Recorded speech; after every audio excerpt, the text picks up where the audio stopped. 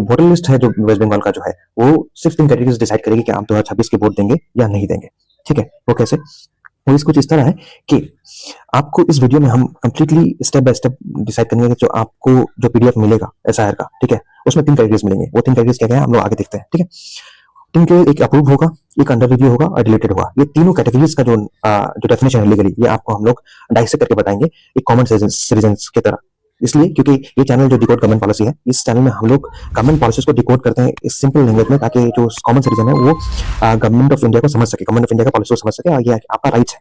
तो without wasting time, वक्त को बगैर जाए कि हम उससे टॉपिक पे पहुंचते हैं कि आज हम लोग क्या क्या बात करेंगे इस वीडियो पर। ठीक है, एक तो ये है कि वेस्ट बंगाल एसआईआर जो है 2026 का फाइनल अप्रूव हो चुका है। ये ऑलरेडी आपका वीडियो ऑफिस में पब्लिश कर दिया गया है। आपको वहां पे नोटिस बोर्ड में जा सकते हैं, वीडियो पे एसडी ऑफिस में शाम तक आपको वेबसाइट मिल जाएगा। ठीक है, सबसे मेन चीज ये है कि 3 टाइप्स ऑफ कैटेगरी पब्लिश किया गया है। ठीक है, ये कैटेगरी इसलिए इंपॉर्टेंट है, लीगल इंपॉर्टेंट है। आपका ये डिसाइड करेगा कि आप 2026 से आने वाले कुछ सालों में जो फ्यूचर में आप इलेक्शन दे पाएंगे या नहीं दे पाएंगे इंडिया में, हिंदुस्तान में। ठीक है, चाहे आपका वो प्रधान का इलेक्शन हो जाए या फिर चीफ मिनिस्टर इलेक्शन हो जाए या फिर प्राइम मिनिस्टर इलेक्शन हो जाए, जो सेंट्रल इलेक्शन कहते हैं, स्टेट इलेक्शन या फिर पंचायत इलेक्शन या म्युनिसिपल कमीशन, ये आपको डिसाइड करेंगे ये कैटेगरीज। ठीक है, आपको ये कैटेगरीज आपको point two point word by word define करेंगे। डाउनलोड कहां से करेंगे वो भी आपको बताया जाएगा। उसके बाद एक्शन क्या लेना है लीगली। ये चैनल का सबसे बड़ा खासियत ये है कि आपको लीगली अवेयर सिटीजन बनाता है। आपके पास लीगल राइट्स क्या क्या है इलेक्शन कमीशन की तरफ से और सुप्रीम कोर्ट की तरफ से, कि आपके लीगल राइट्स क्या है। अगर आपका नाम डिलीट हो गया है, आप अगर एडजुडिकेशन लिस्ट में है, तो ये आपको समझना पड़ेगा। इससे पहले, इसको समझने से पहले आपको ये इसका मीनिंग समझना पड़ेगा ये क्या क्या है। तो सबसे पहले हम देखते हैं कि आपको सबसे पहले आपको दिखेगा एक पहला कैटेगरी, वो होता है अप्रूव कैटेगरी। अप्रूव कैटेगरी का डेफिनेशन क्या है? अप्रूव कैटेगरी का डेफिनेशन ये है कि आपको जब एसआईआर लिस्ट में बुलाया गया था, एसआईआर की हियरिंग में बुलाया गया था, तो आप हियरिंग पे गए थे या ऑनलाइन किए थे या ऑफलाइन किए थे। ठीक है, ऑनलाइन कर दिए थे वो बेहतर है, ऑफलाइन जाना भी बहुत मैंडेटरी था। ठीक है, गए थे आप, आपका डॉक्यूमेंट जो है वो कंप्लीटली वेरीफाई हो चुका है। ठीक है, आपका सब कुछ डॉक्यूमेंट सही था। जो ईआरओ है, ठीक है, इलेक्टोरल रजिस्ट्रेशन ऑफिसर जो है एसडी ऑफिस में बैठते हैं, ये डीवाई मजिस्ट्रेट होता है। ठीक है, स्पेशली वेस्ट बंगाल में, तो वो जो ईआरओ जो है वो आपके डॉक्यूमेंट्स को वेरीफाई करके डीओ को भेज दिया था। ठीक है, जो डिस्ट्रिक्ट इलेक्शन ऑफिसर होता है, जो लीगल बॉडी होता है, फाइनल अपील बॉडी किसी डिस्ट्रिक्ट में कौन होता है? डिस्ट्रिक्ट मजिस्ट्रेट होता है। कैसे होता है? ये कॉन्स्टिट्यूशनली भी है और इलेक्शन कमीशन की ड्यू लीगल प्रोसीजर में यही बैटल चल रहा था इलेक्शन कमीशन के साथ और सुप्रीम कोर्ट में ममता बनर्जी के साथ। ठीक है, अभी आगे हम लोग इस टॉपिक पे आएंगे। उसका एक्शन क्या है? तो जैसे आप लोग का नाम अप्रूव्ड लिस्ट में है, जहां पे अगर आपका नाम अप्रूव्ड में है, तो आपको ये है कि आप जो आने वाला जो चीफ मिनिस्टर इलेक्शन है, स्टेट इलेक्शन है, वहां पे आप वोट दे सकते हैं। अप्रूव्ड का तो कोई टेंशन नहीं है। अब सबसे बड़ा एक लीगल टर्म पे आ जाता है एडजुडिकेशन कैटेगरी।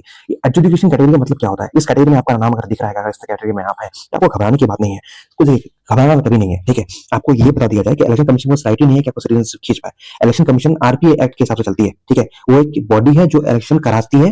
ठीक है, ये डिसाइड नहीं करती है कि आप सिटीजन है या नहीं। सिटीजन डिसाइड होता है 5 से 11 आर्टिकल जो कॉन्स्टिट्यूशन ऑफ इंडिया है, ये है 5 से 11 ही आर्टिकल से कॉन्स्टिट्यूशन ऑफ इंडिया में। हिंदुस्तान में चलती है ना, कॉन्स्टिट्यूशन ऑफ इंडिया की तरफ से चलती है, कोई कॉन्स्टिट्यूशन बॉडी से नहीं चलता है, याद रखिएगा। ठीक है, ठीक है, इसलिए हमारे हिंदुस्तान में पार्लियामेंट को सुप्रीम नहीं माना गया, सॉवरेन नहीं माना गया, कॉन्स्टिट्यूशन को सॉवरेन माना गया है। ब्रिटिश कॉन्स्टिट्यूशन यूके को वहां पे सुप्रीम माना गया है, ब्रिटिश पार्लियामेंट को, लेकिन हमारे पार्लियामेंट लिमिटेड है आर्टिकल 368 के हिसाब से। ठीक है, ये आप लीगल चीज चलेगा, लेकिन मैं आपको कॉन्फिडेंस देने के लिए बता रहा हूँ, आपको खराने की जरूरत नहीं है। देखिए, अगर आप अंडर एजुकेशन में आते हैं, एजुकेशन का मतलब ये होता है कि देखिए, जब ECI election commission of India और ममता बनर्जी पे जब सुप्रीम कोर्ट में फाइट चल रहा था, जब सुप्रीम कोर्ट ममता बनर्जी गई थी, आप as a petitioner, not a lawyer, पहले बता दूं। ठीक है, आप अगर पिटिशनर हैं, आप अगर अपना केस खुद लड़ना चाहते हैं, तो आप एक लेटर लिखिएगा सीजीआई को। सीजीआई अगर आप एक्सेप्ट कर लेंगे तो आपको जाकर अपना केस लड़ सकते हैं एज ए पिटिशनर वहां जाकर। तो ऐसे ही हुआ था। तो वहां पे क्या हुआ? बैटल हो गया। अब ईसीआई कह रहा है कि हमें जो ऑफिसर्स हैं वेस्ट बंगाल में, मुझे यकीन नहीं है उस पर, हमें एतमाद नहीं है, हमें कॉन्फिडेंस नहीं है। और इधर जो ममता बनर्जी है, ये कह रहा है कि हमें इलेक्शन कमीशन के ऑफिसर्स पे एतमाद नहीं है। तो मिडिल पाथ सुप्रीम कोर्ट को निकालना था। सुप्रीम कोर्ट ने मिडिल पाथ क्या निकाला कि इसमें जुडिशियल ऑफिसर रहेंगे। जुडिशियल ऑफिसर क्या होते हैं? जुडिशियल ऑफिसर वो होते हैं जो जुडिशरी से अटैच्ड है, जैसे डिस्ट्रिक्ट हाई कोर्ट। ठीक है, हाई कोर्ट के ऑफिसर्स, उन लोगों को सुप्रीम कोर्ट ने इन्वॉल्व कर दिया। तो जितना भी अभी जो भी एजुकेशन कैटेगरी में नाम लिखा होगा, तो इसका मतलब ये है कि आपका जो पेपर्स है ना, वो अभी भी 60 लाख के अंदर है। आपका जो पेपर्स है, वो जो जज है, वो जो डिस्ट्रिक्ट जजेस हैं या हाईकोर्ट जजेस हैं, हाईकोर्ट जुडिशियल ऑफिसर्स हैं, वो भी देखेंगे। और आखिरी डेट जो होता है आपका जो आखिरी डेट होगा नॉमिनेशन का, आपके कॉन्स्टिट्यूशन में 2026 के इलेक्शन में आखिरी डेट से जो नॉमिनेशन का होगा, उस डेट से एक दिन पहले, 12 घंटा पहले एक लिस्ट अप्रूव होगी और वो आते रहेगा। एक फाइनल लिस्ट उसको आएगा जिसमें आपका एजुकेशन से होकर अप्रूव हो जाएगा या फिर डिलीट में आ जाएगा। ठीक है, दो चीज होगा, क्योंकि अभी 60 लाख नाम अभी भी वेरीफाई होना बाकी है, वो अंडर एजुकेशन है। ये जो जजेस हैं वो देख रहे हैं, वेरीफाई कर रहे हैं सब डॉक्यूमेंट को, अप्रूव कर रहे हैं। एक्शन क्या है?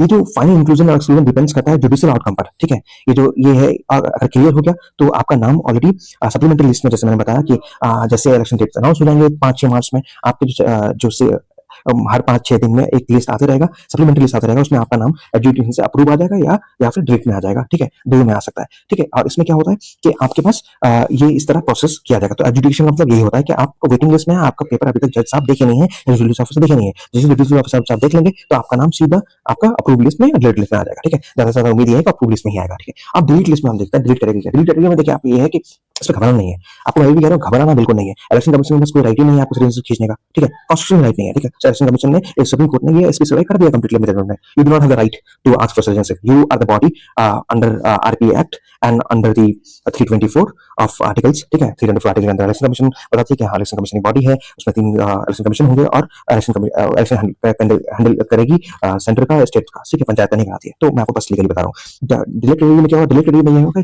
वो नाम जो डेथ कर गया है या शिफ्ट हो गया है, ठीक है, ठीक है, उन लोगों का नाम वहां से या माइग्रेशन कर गए हैं, ठीक है, डिप्लीकेशन है तो उन लोगों का नाम हटा दिया गया है, ठीक है। इसमें से कुछ ऐसा भी होगा कि 58 लाख जो इंक्रीज है ना वो रिमूव कर दिया था अगस्त 2025 में फाइनल एसआर के दिन, ठीक है, अगस्त तक। तो इसमें से वो लोग भी है कि जिसका नाम हटा दिया मिस्टेकनली। इसमें क्या करना है, अगर आपका नाम डिलीटेड कैटेगरी में है और आपको पता है कि ये रॉन्ग है तो आपके पास एक लीगल राइट्स है। पर लीगल राइट ये है कि आपको ना डिस्ट्रिक्ट इलेक्शन ऑफिसर में जाना पड़ेगा, ठीक है, फॉर्म 6 भर करके। आप या फॉर्म 6 ऑनलाइन भी भर सकते हैं, ठीक है, अगर आपका नाम डिलीट में दिखाता है आप ऑनलाइन फॉर्म 6 ऑनलाइन भी भर सकते हैं, या फिर फॉर्म 6 आप डाउनलोड करके वेबसाइट भी दिखा देंगे आपको कि वेबसाइट कहाँ डाउनलोड करेंगे, भर करके आपको डीईओ में जाके डिस्ट्रिक्ट इलेक्शन ऑफिसर जो डीएम ऑफिस होता है वहां जाके आपको सीधा डीएम ऑफिस डीएम से ही बात करना है आपको, क्योंकि इलेक्शन की बात है तो आपको डीएम के ऑफिस से डीएम से बात कीजिए। डीएम सर जो है वो अपने जो ऑफिसर जो इलेक्शन वर्क देखते हैं ऑफिस में, डीएम ऑफिस में, वो उसको वहां पे ट्रांसफर कर देंगे, ठीक है, अपने डीवाई मजिस्ट्रेट को। तो वहां पे आपको जाके इसको देखना है, ठीक है, आप वहां से कर सकते हैं। इसमें कोई घबराने की बात नहीं, घबराने की कहीं नहीं है, कुछ देने की जरूरत नहीं है। आपके पास डॉक्यूमेंट सही है, ठीक है, आपके पास डॉक्यूमेंट सही है, जो 12 डॉक्यूमेंट्स, जो 13 डॉक्यूमेंट या जो 11 डॉक्यूमेंट इलेक्शन कमीशन ने दिया था, ठीक है, वो डॉक्यूमेंट है आपके पास, तो टेंशन लेने की जरूरत है नहीं, आपको कॉन्स्टिट्यूशनल राइट्स है, ठीक है। और सुप्रीम कोर्ट ने सीधा घबराने की बात किसी को मना किया है, आपको घबराने की जरूरत नहीं है। आपको लोग ये कहेंगे लेकिन यहाँ पे अगर इस चैनल पे है तो इस चैनल में इस चैनल पे ए टू जेड लीगल कॉन्वर्सेशन होता है और लीगली आपको अवेयर बनाया जाता है। उसके बाद आपको दूसरा टॉपिक ये है कि आपको डाउनलोड कहाँ से करना है लिस्ट। आपको एक वेबसाइट होगा नीचे, इसी वीडियो के नीचे एक लिंक मिलेगा, उस लिंक को क्लिक करना है, वहां पे जाके एक लिंक क्लिक करना आपको दिखाना है, आपको दिखाते हैं उस लिंक को क्या कैसे क्लिक करते हैं वो बाद में दिखाते हैं। उसके बाद अभी जो मैंने बताया कि आपका नाम अगर डिलीट होता है आपको करना है एक्शन क्या लेना है, एक्शन कुछ नहीं लेना है, एक्शन कुछ लेना बीएलओ से बात करना है, बीएलओ को पूछेगा मुझे फॉर्म 6 दीजिए, वो मना करता है, आप ऑनलाइन चले जाइए, ठीक है, ऑनलाइन कहाँ पे, इस वेबसाइट में जाइएगा, ईसीआई वोटर्स, ठीक है, voters.eci.gov.in, ठीक है, इसमें चले जाइएगा, ठीक है, या सीधा फॉर्म 6 लिखिएगा गूगल पे आपको वो दिखा देगा। ईआरओ से मिलना है आपको, ईआरओ का नंबर आपके जो कॉन्स्टिट्यूंसी में वो ऑलरेडी पब्लिश होगा, उसको कॉल कीजिए, उसे जाकर मिलिए, एसडी ऑफिस में रहता है, इसे जाकर मिलिए कि मेरा नाम ये है डॉक्यूमेंट्स है, हम तो हियरिंग के लिए गए थे, ये डॉक्यूमेंट्स हम दिए थे, ये चीज है, आप मुझे बताइए कि मेरा नाम क्यों नहीं आया, चीज है। उसके बाद आप फॉर्म 6 भरिए और सीधा डीएम ऑफिस चले जाइए। ये क्या बता रहे हैं, इससे इन्फॉर्मेशन लेकर आप सीधा डीएम ऑफिस जाइए, डीएम ऑफिस में जाकर के आप देखिएगा आपका नाम आ जाना चाहिए, अगर आपके पास डॉक्यूमेंट सब कुछ सही है, ठीक है। अब आपको दिखाते हैं कि आपको वेबसाइट में जब जाइएगा तो आप कैसे डाउनलोड कीजिएगा। अब जैसे वेबसाइट में जाइएगा तो आपको ये वेबसाइट मिलेगा, ठीक है, ये वेबसाइट मिलेगा। आप यहाँ पे जैसे जाइएगा ये वेबसाइट जैसे खुलेगा, देखिए यहाँ पे दिखा हुआ ना कि कंप्लीटली अभी जो पूरा पूरा दिखा हुआ है कि डाउनलोड 2026 स्टेट वेस्ट बंगाल और ये फाइनल पीडीएफ लिस्ट, ठीक है, ये है। उसके बाद आपको सीधा वहाँ जाना है, वहाँ जाने के बाद आपको सीधा यहाँ के आपको देखिए ये टेलीग्राम चैनल, ये जो टेलीग्राम है ये डाउनलोड कर लीजिए, ज्वाइन कर लीजिए, डायरेक्ट आपको वहीं पे पीडीएफ मिल जाएगा जैसे वेबसाइट में अपलोड होगा, ठीक है।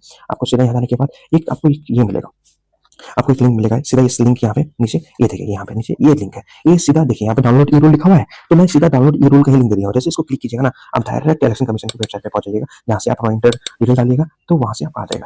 जैसे इस वेबसाइट में पहुंचते हैं आप यहाँ से सर्च, यहाँ से जो है ना आप सर्च बोर्ड इस पर इस्तेमाल कर सकते हैं, ये सर्च वाला जो है ना ये सर्च वाला भी आप इस्तेमाल कर सकते हैं। सर्च दबाइएगा और यहाँ पे जैसे लिखिएगा S I R West Bengal लिखिएगा तो सीधा